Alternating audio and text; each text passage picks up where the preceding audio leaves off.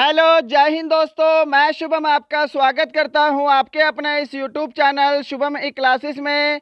आज की क्लास हमारी स्टैटिक जीके की क्लास होने वाली है और आज की क्लास में हम स्टैटिक जीके के टॉप 25 मोस्ट इम्पॉर्टेंट और एक्सपेक्टेड क्वेश्चन डिस्कस करने वाले हैं। और आज की क्लास का लेवल थोड़ा सा मैंने हार्ड बनाया है। करीब 7 से 8 प्रश्न थोड़े से अच्छे लेवल के मैंने यहाँ पे ऐड किए हैं और प्रश्नों का लेवल उतना ही बढ़ाया है जितना आपके एग्जाम में आने लायक है। तो मैं उम्मीद करूंगा सेशन आपको बहुत ज़्यादा हेल्पफुल लगेगा। चलिए अपनी क्लास स्टार्ट करते हैं। तो ये हमारा स्टैटिक जीके का वीडियो 13 है और टोटल प्रश्नों की संख्या 25 है। आपको टारगेट दिया है 22 क्वेश्चन ठीक करने का। पहला प्रश्न आपके सामने स्क्रीन पर, जल्दी से आंसर देना है। कौन फेसबुक के संस्थापक हैं? Who is the founder of Facebook? Option आपके सामने हैं, Bill Gates, Larry page, mark Zuckerberg या फिर सत्या नडेला। और देखो आपके एग्जाम में 28 फरवरी को जो एग्जाम हुआ था उसके अंदर पूछा गया था कि टाटा कंपनी के संस्थापक कौन है, टाटा सन्स के। तो ध्यान रखिएगा, इस टाइप के क्वेश्चन आपके एग्जाम में आने लगे हैं। इसका राइट आंसर होगा ऑप्शन सी, मार्क जुकरबर्ग। ऐसे ही आपको गूगल के फाउंडर पता होने चाहिए, ऐसे ही आपको सैमसंग, नोकिया के भी फाउंडर पता होने चाहिए जो इंपॉर्टेंट कंपनीज है। चलिए क्वेश्चन नंबर सेकंड आपके सामने है, किस देश ने वस्तु एवं सेवा कर सबसे पहले लागू किया था? वस्तु एवं सेवा कर यानी कि GST, goods and service tax. तो देखिएगा सन 1954 सबसे पहले ये फ्रांस ने लागू किया था। ऑप्शन ए जिन्होंने आंसर किया है उनका आंसर बिल्कुल राइट है। प्रश्न वेरी वेरी इंपॉर्टेंट है, ध्यान रखिएगा। चलिए क्वेश्चन नंबर थर्ड आपके सामने स्क्रीन पर, किस खेल में बुल्स आई शब्द का प्रयोग किया जाता है? In which game the term bull's eye is used? तो बुल्स आई शब्द का प्रयोग किस खेल में करते हैं? Boxing, basketball, polo, shooting. जल्दी से आंसर दीजिएगा और आंसर मैच करेंगे। जिन्होंने भी ऑप्शन डी को आंसर दिया है शूटिंग, उनका करेक्ट आंसर होगा। Got it? चलिए नेक्स्ट है क्वेश्चन नंबर 4 आपके सामने, विश्व जल दिवस कब मनाया जाता है? When is world water day celebrated? 8 मार्च, 14 मार्च, 22 मार्च या फिर 25 मार्च? यहां पे राइट आंसर होगा ऑप्शन सी, 22 मार्च को विश्व जल दिवस मनाया जाता है। क्वेश्चन नंबर 5, मेघदूत के लेखक कौन है? Who is the author of Meghaduta? Very very important और बहुत ही फेमस बुक है ये। खुशवंत सिंह, बाणभट्ट, कालिदास या फिर कनिष्क? तो आंसर मैच करेंगे। क्या आप सभी ने ऑप्शन सी को आंसर किया है, कालिदास? मेघदूत के लेखक कालिदास हैं। क्वेश्चन नंबर 6, नोबेल पुरस्कार कौन सा देश प्रदान करता है? तो देखिए इस टाइप का क्वेश्चन भी आपके एग्जाम में पूछा जा सकता है। नोबेल पुरस्कार कौन सा देश प्रदान करता है? तो आप सभी को पता होगा अल्फ्रेड नोबेल की याद में नोबेल पुरस्कार दिए जाते हैं। और ये भी ध्यान रखिएगा 10 दिसंबर को ही नोबेल पुरस्कार दिए जाते हैं। 10 दिसंबर को नोबेल पुरस्कार दिए जाते हैं। इस दिन विश्व मानवाधिकार दिवस होता है, ये ध्यान रखेंगे। तो नोबेल पुरस्कार जो है वह स्वीडन के द्वारा दिया जाता है। ऑप्शन बी करेक्ट आंसर होगा, स्वीडन के स्टॉकहोम शहर में। और एक और इंपॉर्टेंट फैक्ट है इसका, ओस्लो सिटी है नॉर्वे की। नॉर्वे की एक सिटी का नाम है ओस्लो। इस सिटी से सिर्फ और सिर्फ शांति का नोबेल पुरस्कार दिया जाता है। तो आपसे अगर एग्जाम में आए कि शांति का नोबेल पुरस्कार कौन से शहर से देते हैं, तो वो देता है नॉर्वे सिटी, राइट। और बाकी जितने भी नोबेल पुरस्कार है वो स्वीडन देता है। और अब आपके लिए कमेंट बॉक्स में एक क्वेश्चन है कि नोबेल पुरस्कार कितने क्षेत्र में दिया जाता है, कितने फील्ड्स में देते हैं, कितने क्षेत्र में? जल्दी से इसका आंसर दीजिएगा सेशन कंप्लीट होने के बाद। क्वेश्चन नंबर 7 आपके सामने है, नमी का माप डैश के द्वारा किया जाता है? Measure of humidity is done by, किसके द्वारा नमी नापते हैं? ऑप्शन आपके सामने है, और जिन्होंने भी यहां पे आंसर ऑप्शन सी को दिया है हाइग्रोमीटर, उनका राइट आंसर होगा। लैक्टोमीटर दूध की शुद्धता, थर्मामीटर क्या होता है? टेम्परेचर नापते हैं। क्वेश्चन नंबर 8 आपके सामने, निम्न में से कौन सा आउटपुट डिवाइस नहीं है? Very very important. Monitor, printer, speaker या फिर स्कैनर?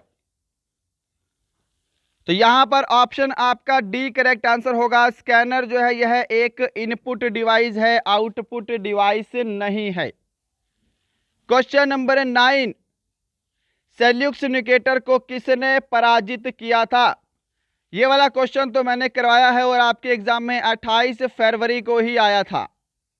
उल्टा करके पूछा था चंद्रगुप्त मौर्य ने किसे पराजित किया था।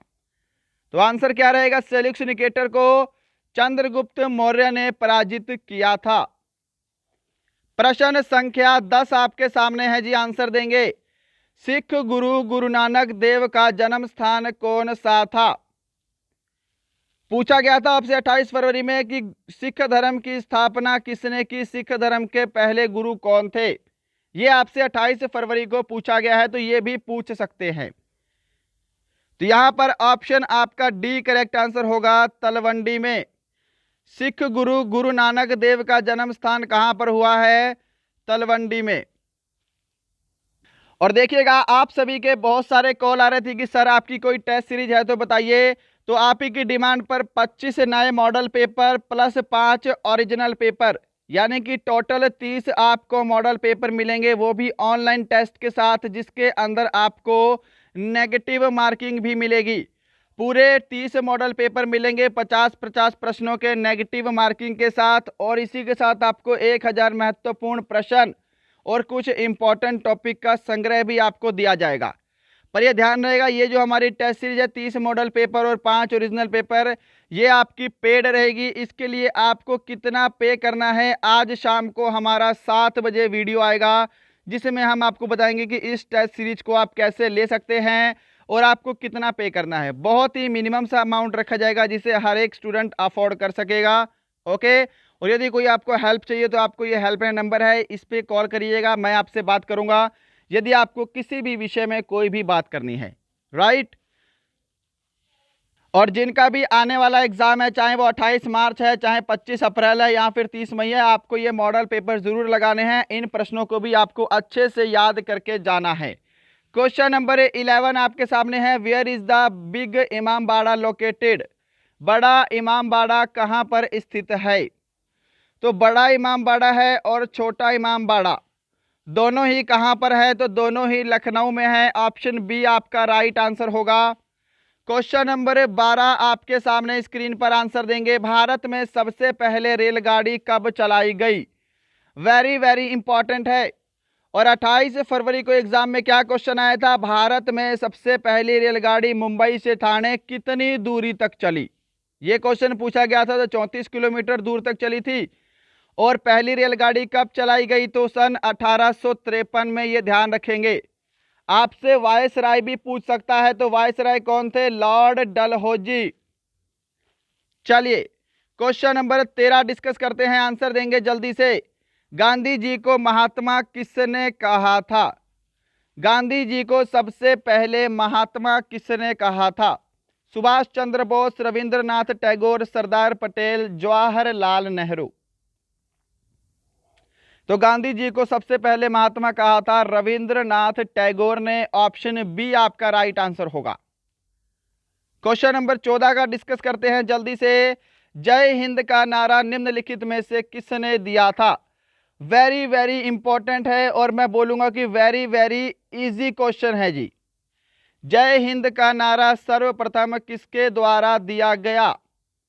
करेक्ट आंसर ऑप्शन ए होगा, सुभाष चंद्र बोस। क्वेश्चन नंबर 15 है आपके सामने स्क्रीन पर, हरि प्रसाद चौरसिया का संबंध किस वाद्य यंत्र से है? और जिन्होंने अभी तक हमारा ये सेशन लाइक नहीं किया, मैं उम्मीद करूंगा आपको जरूर पसंद आ रहा होगा, लाइक जरूर करेंगे। अगर आपका कोई फ्रेंड आर्मी की तैयारी कर रहा है तो उससे हमारा ये सेशन ज़रूर शेयर करेंगे। और यदि आपको लगता है हमारा चैनल आपके लिए हेल्पफुल है और आप हमारे इस चैनल पर नए हैं तो सब्सक्राइब करने के बाद बेल आइकन ज़रूर दबाएंगे। हरि प्रसाद चौरसिया का संबंध किससे है? बांसुरी से है। ऑप्शन ए राइट आंसर होगा। आंसर मैच करते जाइएगा। सभी का स्कोर लास्ट में कमेंट बॉक्स में चाहिए। भारत का उपराष्ट्रपति किस पद का पदेन अध्यक्ष होता है? किसका पदेन अध्यक्ष होता है भारत का उपराष्ट्रपति? लोकसभा, राज्यसभा, विधानसभा या फिर इनमें से कोई नहीं। राइट आंसर ऑप्शन बी होगा इसका, राज्यसभा का पदेन अध्यक्ष होता है। राज्यसभा के सदस्यों का कार्यकाल कितना होता है? 6 वर्ष का होता है। उपराष्ट्रपति का कार्यकाल कितने वर्ष का होता है? 5 वर्ष का होता है, ध्यान रखेंगे। और उपराष्ट्रपति के लिए न्यूनतम उम्र सीमा होती है 35 वर्ष। क्या ये सभी बातें ध्यान रहेंगी? चलिए नेक्स्ट है क्वेश्चन नंबर आपके सामने 17। जल्दी से आंसर देंगे। भाषाई आधार पर आधारित भारत का पहला राज्य कौन सा था? भाषाई आधार पर आधारित भारत का पहला राज्य कौन सा था? तो देखो जी, सन 1953 में भाषाई आधार पर आधारित भारत के पहले राज्य का गठन किया गया और उस राज्य का नाम था Andhra Pradesh. Option A correct answer होगा। क्वेश्चन नंबर 18 आपके सामने है। साइलेंट वैली स्थित है। बहुत बार करवाया गया प्रश्न है और आसान लेवल है। असम, केरल, तमिलनाडु, गुजरात। जल्दी से आंसर देंगे। साइलेंट वैली कहां पर स्थित है? करेक्ट आंसर होगा इसका option B Kerala. Silent Valley Kerala में स्थित है। और इसी के साथ एक क्वेश्चन और बनता है। सिलिकॉन वैली, भारत की सिलिकॉन वैली, इसका आंसर क्या करोगे? बेंगलोर में है। सिलिकॉन वैली बेंगलोर और silent Valley Kerala. Question number 19 आपके सामने। प्रायद्वीपीय भारत में उच्चतम पर्वत चोटी कौन सी है? प्रायद्वीपीय से मैं बात करूंगा। दक्षिण भारत की सबसे उच्चतम चोटी कौन सी है? आंसर दे दो। अनाईमुड़ी, महेंद्रगिरी, नीलगिरी या फिर Aravalli. Which is the highest mountain peak in peninsula India? Option A correct answer होगा अनाईमुड़ी, जो कि दक्षिण भारत की सबसे ऊंची पर्वत चोटी है। Question number 20। भारत में इलायची का सबसे बड़ा उत्पादक राज्य कौन सा है? विच is the largest producer of cardamom in India? Cardamom की पहाड़ियां कहां पे है? ये भी आपसे एग्जाम में आता है क्वेश्चन। तो इस प्रश्न का आंसर जल्दी से करेंगे। भारत में इलायची का सबसे बड़ा उत्पादक राज्य, ऑप्शन ए होगा आपका right answer, Kerala. 21 number question answer देंगे जल्दी से, इसको एडजस्ट करते हैं। ओके, क्या है भारत का पहला नेशनल पार्क निम्नलिखित में से कौन सा है? सभी के सभी प्रश्न मैंने आज सिलेक्टेड लिए हैं, इंपॉर्टेंट लिए हैं। भारत का पहला नेशनल पार्क, सही जवाब होगा option A Corbett national park. Bharat का पहला नेशनल पार्क है। बांदीपुर कहाँ पे है? कर्नाटक में है, ये ध्यान रखेंगे। कान्हा नेशनल पार्क एमपी में है, मध्य प्रदेश। सरिस्का नेशनल पार्क राजस्थान में है। क्वेश्चन नंबर आपके सामने 22। मैकमोहन रेखा भारत तथा डैश देश के बीच सीमा पर है। आसान सा प्रश्न है, ये तो सभी को पता ही होगा। मैकमोहन रेखा भारत और चाइना के बीच में है। ऑप्शन डी करेक्ट आंसर होगा। और भारत और पाकिस्तान के बीच में कौन सी रेखा है? तो रेड क्लिफ रेखा है, ये आपको पता होना चाहिए। Got it? चलो क्वेश्चन नंबर 23 आपके सामने। कौन सा शहर इलेक्ट्रॉनिक सिटी के नाम से जाना जाता है? Which city is known as electronic city? Meghalaya, Gurugram, Bengaluru या फिर चेन्नई? कौन सा शहर इलेक्ट्रॉनिक सिटी के नाम से जाना जाता है? तो बेंगलुरु आपका राइट आंसर होगा, ऑप्शन सी। क्वेश्चन नंबर 24 है आपके सामने। बैंकॉक किसकी राजधानी है? Bangkok is whose capital? Iraq, Thailand, चीन, रूस। आसान सा प्रश्न है। जिन्होंने भी आंसर ऑप्शन बी को दिया है थाईलैंड, उनका करेक्ट आंसर होगा बैंकॉक, थाईलैंड की राजधानी है। और क्वेश्चन नंबर 25 है आज का हमारा लास्ट प्रश्न। क्यूबा किसका सबसे बड़ा उत्पादक है? Cuba is the largest producer of जौ, चीनी, गेहूं, चावल। ऑप्शन आपके सामने है। तो देखिएगा, क्यूबा को चीनी का कटोरा बोला जाता है, पूरे विश्व की चीनी की टोकरी भी बोलते हैं। क्यूबा सबसे अधिक चीनी का उत्पादक है। ऑप्शन बी आपका करेक्ट आंसर होगा, जिन्होंने भी ऑप्शन बी को आंसर किया है। तो दोस्तों, ये थे आपके टॉप 25 स्टैटिक जीके के इंपॉर्टेंट क्वेश्चन। बताइएगा आज का सेशन आपको कैसा लगा और हमारा पढ़ाया हुआ आपको कैसा लगता है। कमेंट बॉक्स में आपका स्कोर बताना कि आपके 25 में से कितने क्वेश्चन सही हुए हैं। मिलते हैं कल किसी और अच्छे टॉपिक के साथ। तब तक के लिए जय हिंद, जय भारत।